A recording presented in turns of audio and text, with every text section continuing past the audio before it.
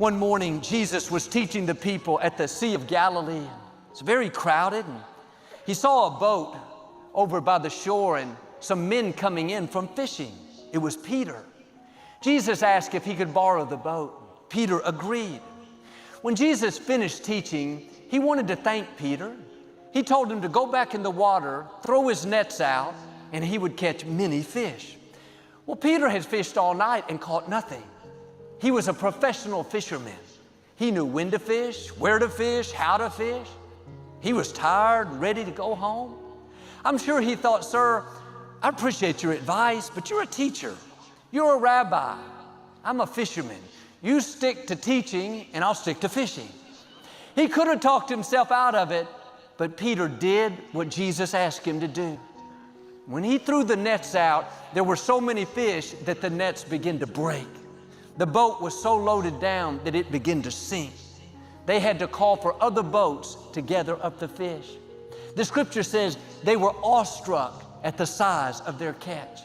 Never seen anything like that. A few minutes earlier, there were no fish. But God said, surprise.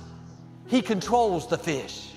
God controls the contracts, the resources, the opportunities. Peter had worked all night, strained, strived, put forth his best effort, came up empty. But when God says surprise, the fish will find you. You don't have to look for them, they'll come to your net.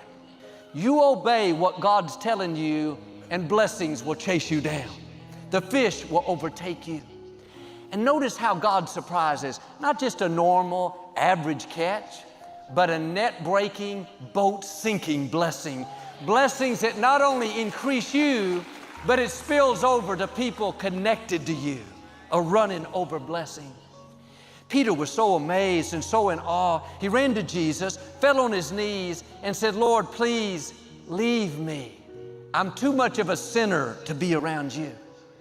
This could be the end of the story. Jesus left, they went their separate ways. But Jesus looked at Peter and said, "Don't worry, Peter. From now on, you're going to be fishing for people."